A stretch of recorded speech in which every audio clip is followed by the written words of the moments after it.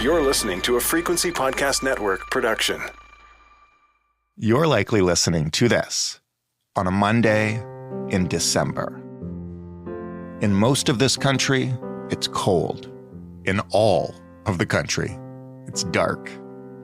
The weekend might have been nice, but it's over. It's back to work. And you may, on days like this, dream of the day that you retire. When you wake up, glance at the clock and the dark and the cold, and roll over and go cozily back to sleep. You may think that it's about this time of year when you retire that you'll be headed to where it's not cold at all, and you'll stay there till April or so. If you've dreamed about all that, that's great. I have too. It's fun to dream. But I would ask you two things. First, considering the cost of living, the unpredictable economy, the world in turmoil, and, if you're younger, the decline in stable employment with retirement programs at the same time as lifespans keep increasing, do you really think you'll actually be able to retire like that? Second, considering everything that we're learning about what actually keeps us healthy and engaged as we age, even if you could, are you sure you want to? I'm Jordan Heath Rawlings. This is The Big Story. Cathrin Bradbury is a Toronto-based journalist, a regular and longtime contributor to major Canadian media. She's the author of The Bright Side, published by Penguin Random House in 2021. She writes a column called The Three-Quarter Life Crisis for the Toronto Star, where I gather she worked until she retired, and then, like any great athlete, came out of retirement, couldn't leave the game alone. Hello, Katherine. I love that description. Hello, how are you? I am doing well. I want to talk to you about why you came out of retirement. I gather it wasn't to chase one last championship ring. So tell me about your retirement and what you thought it would be and what it is. Well, my last job was actually at the CBC, and it was a pretty big job. I've usually been a boss in media, and you know what the news cycle is like. Everybody knows what the news cycle has been like for the last few years. And so just before I retired, it was like Ukraine and nuclear threat and atmospheric rivers and COVID and the storming of the Capitol. It was the most insane news cycle of my career. So I really wasn't sorry to be leaving all of that. And I guess what I expected was something like my father had before me, that generation who produced my generation, the boomers. I expected the social contract to keep up its end of the bargain. I had paid huge chunks of my salary, my whole 40-year career, into my government pension funds and work pension funds. And that's not what happened. What happened? I mean, a lot of stuff happened over the past few years, and we'll get to that. But what happened to you? Well, I was one of the huge number of Canadians who retired during COVID.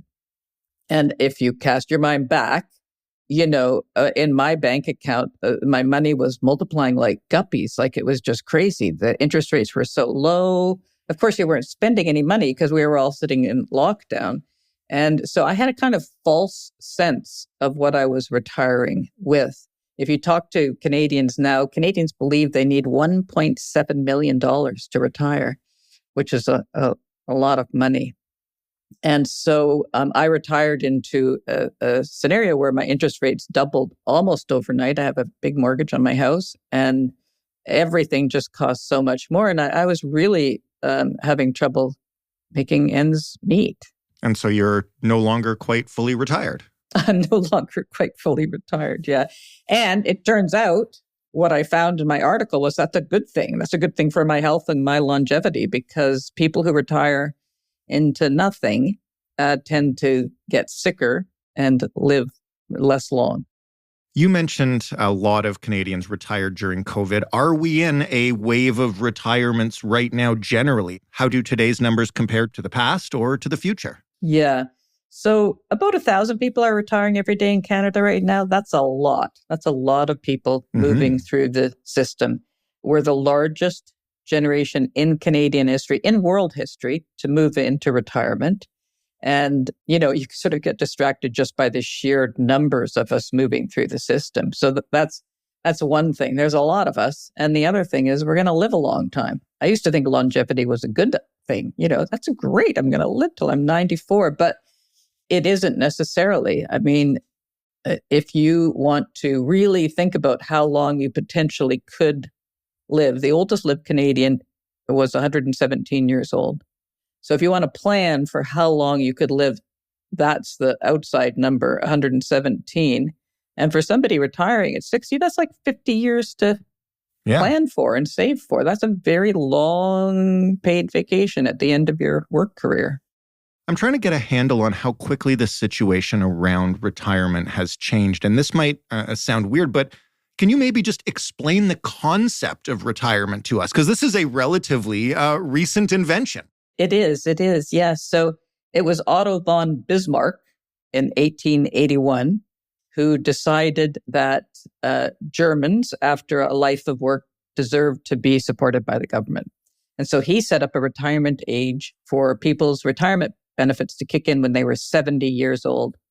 Well, at the time that he did that, it made him look good, but most Germans died at 40. That was the average life expectancy. So it was a political move, but not actually of any use whatsoever. And similarly, in Canada, when we created our retirement pension plan, that happened in 1965. It sounded like a great thing, but it happened in 1965, and it kicked in when you turned 65. But at that time, the average life expectancy of male Canadians who made up the bulk of the workforce was 68. So, yeah, that's a big difference between that and 50 years or 40 years or even 30 years.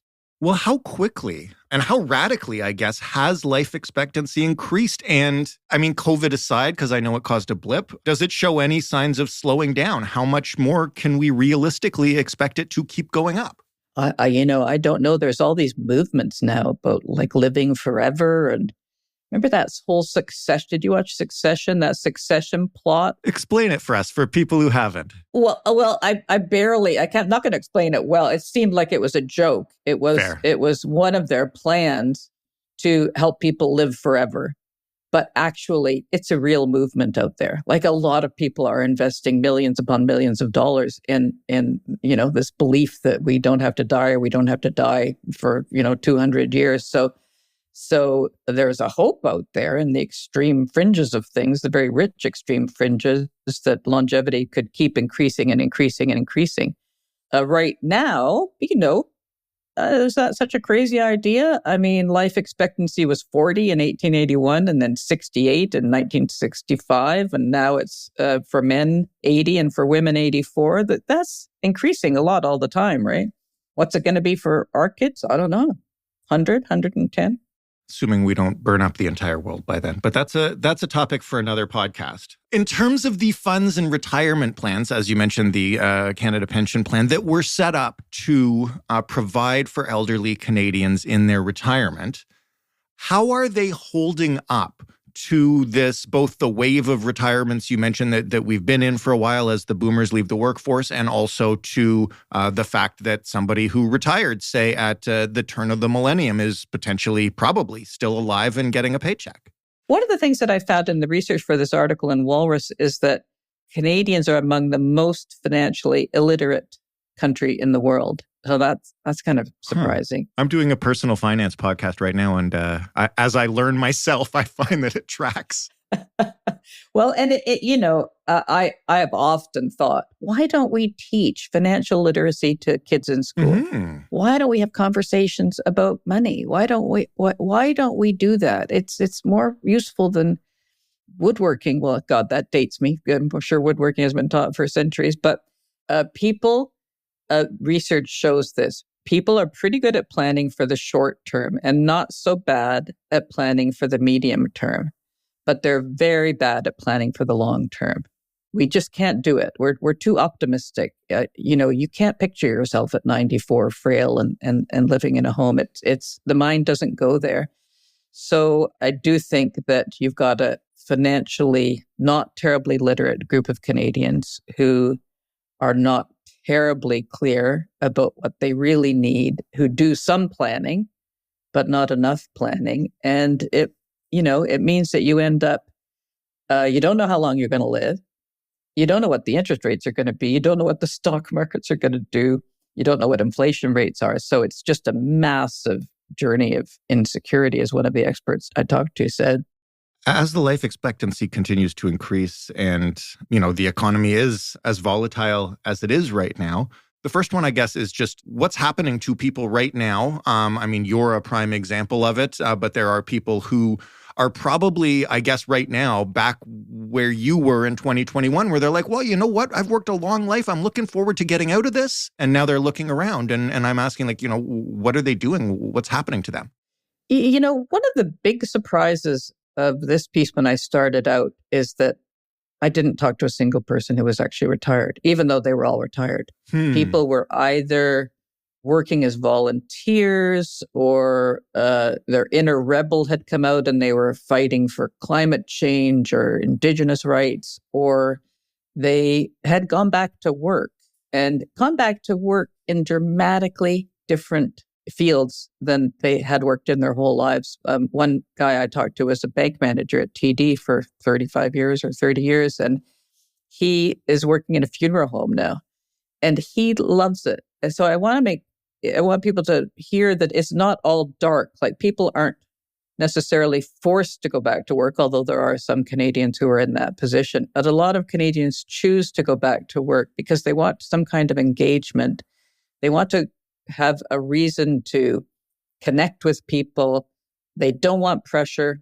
They don't want the big job anymore. Another guy was a union organizer at Dow Chemical, and he's delivering flowers in his 70s, and he loves it. He says, there's nothing better than, people opening the door and you've got a bouquet of flowers. They all smile at you, very different from his previous job. So, I think in answer to your question, what people are doing is actually going back to work for all kinds of different reasons, and it's not necessarily a bad thing. It's a way to keep engaged. It's a way to stay healthy. It's actually a way to live longer.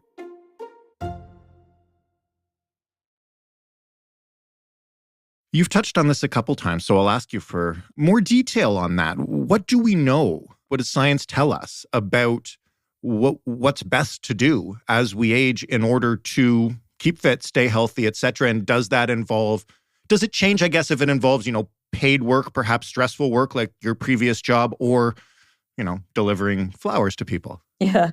Well, there have been a lot of studies done on what helps people live longer, like a lot. There's a Netflix series on right now about the blue zones. What's it called? The Secrets of a Long Life. And we've known for a long time that the biggies for shortening your life are smoking, obesity, and drinking. But what the studies have been finding for the past 10 or 15 years is that there's a fourth factor there, and that's a lack of purpose. And it is as huge an indicator of an earlier death as the other three are. So a lack of purpose is as damaging to your health as smoking a pack of cigarettes a day. That's a pretty big finding. So, and I think we all know in all of our fields, people who are just so driven at work, the doctors, the media people, but probably athletes. And then you stop and you don't have anything to do, and you hear these stories, and then they drop dead a month later. And what the studies are saying is that if you go from that to nothing, you go from that to, I guess I'll shovel the snow, or maybe I won't, maybe I'll just sit here, that's going to shorten your life. So what we know is that whatever that looks like, having some kind of engagement that keeps you occupied and interested in the people in the world around you, that's a very important thing to have in your life when you retire or stop working in the place that you used to work. And if more and more people are either A, realizing that and choosing to remain in the workforce, or B, simply can't afford to retire in the current economy, how is the workforce adapting to that, as life expectancy grows? older and older folks sticking around in those positions. You borrow again from Succession, and you call them grays in your piece. How's the workforce treating them? Well, first of all, a lot of Canadians fought against mandatory retirement and won. So you cannot be forced to retire by Canadian law. It's against the law. So if you wanted to work, keep working in your job till you're 90 years old or keep, working, nobody can say you can't do that. But ageism at work is much more subtle than saying get out. There's a kind of, I know as a boss, there's a kind of red circling that goes on. You start to look at the people who are over 55, wondering, their pension's topped up. So, well, maybe let's have a sort of nudging conversation with them.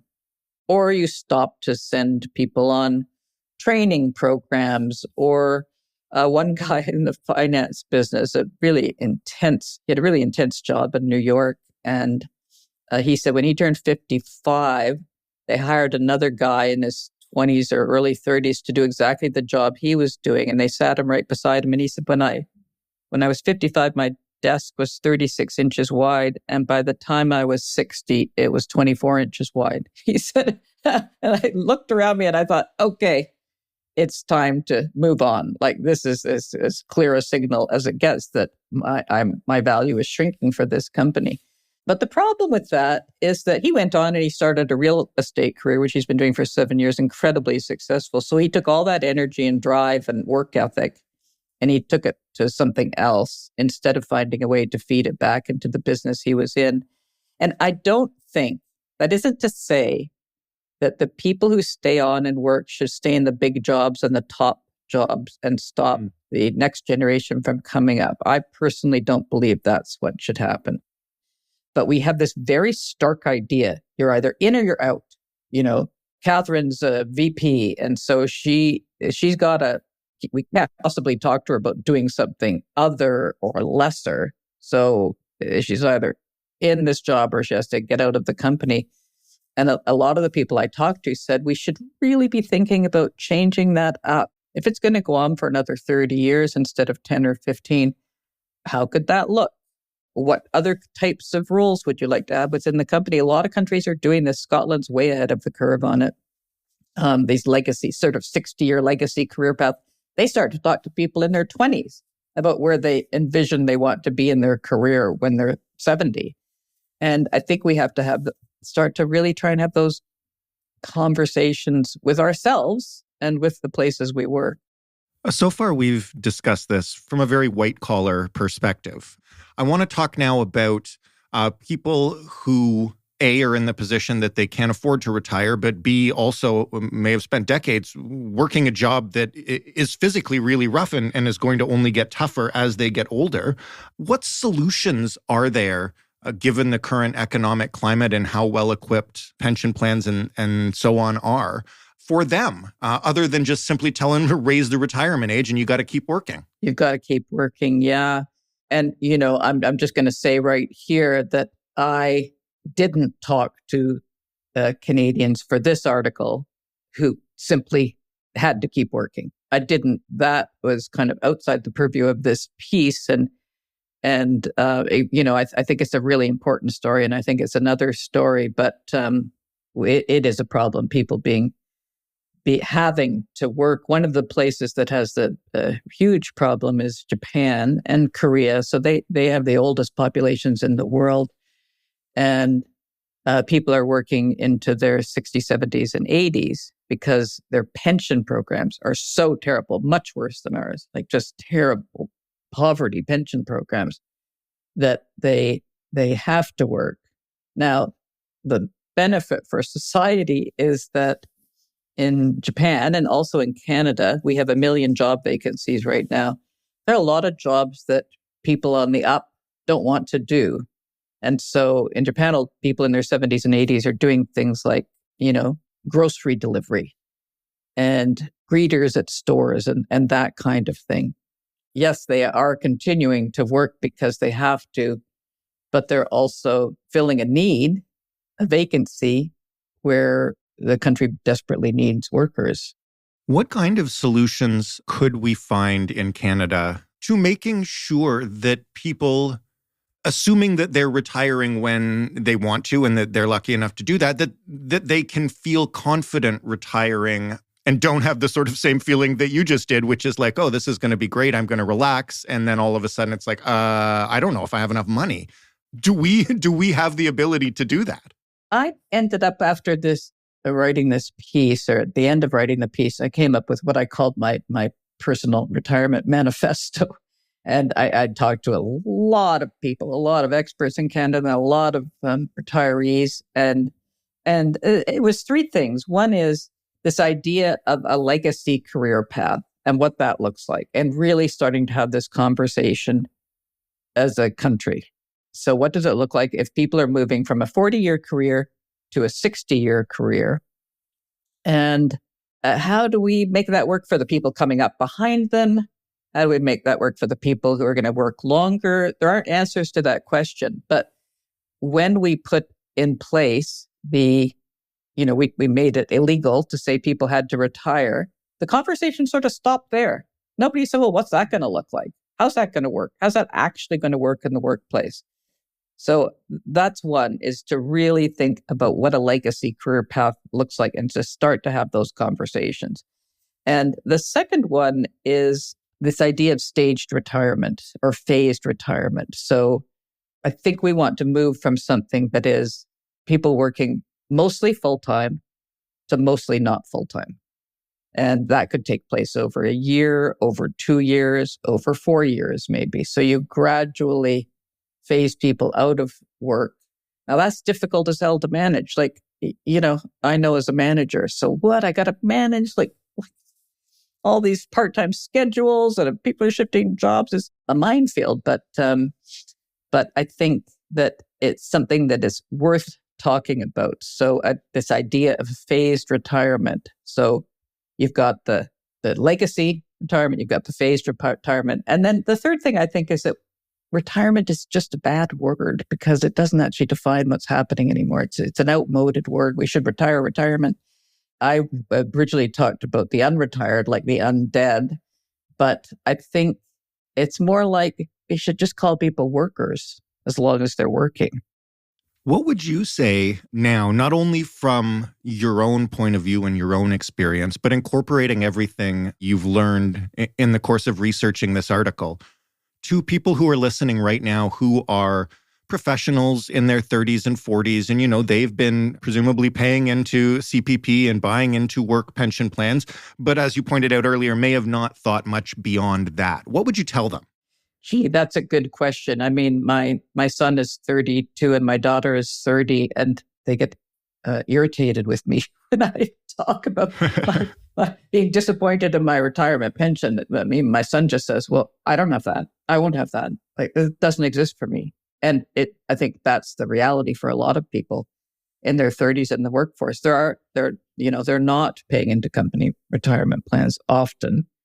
A lot of people are doing the kind of work where there just isn't any kind of pension set up. So I think let's go back to that financial literacy conversation. And I'd encourage people to really look at their financial situation, try and do the long-term planning, not the short-term and the medium, but the long-term. What does it look like? What are they going to need? Again, my son would say, I'm going to need to work in forever. And I'm not sure if that's the case or not. But I think that kind of financial literacy and looking way out as far as you can into the future and trying to see what your life looks like and what you could start to do now. Katherine, thank you so much for this. It's been a fascinating conversation, and I wish you all the best in your quasi-retirement. Thank you so much. That was a good conversation. Cathrin Bradbury, former journalist, then retired journalist, now sort of journalist again. And that's the way we're all going to do it one day. That was The Big Story. For more from us, you can head to thebigstorypodcast.ca. You can, of course, find us on Twitter at thebigstoryfpn. If you'd like to suggest a topic for this podcast, or even a financial topic for our sister spinoff podcast, In This Economy, you can do so by emailing us, hello@thebigstorypodcast.ca, or by calling us and sending a voicemail, 416-935-5935. The Big Story is available in absolutely every podcast player, and if it's in yours and you haven't clicked subscribe or follow or whatever it is it wants you to do yet, please do, and consider also rating this show or leaving us a review. Thanks for listening. I'm Jordan Heath Rawlings. We'll talk tomorrow and every day because I'll never retire.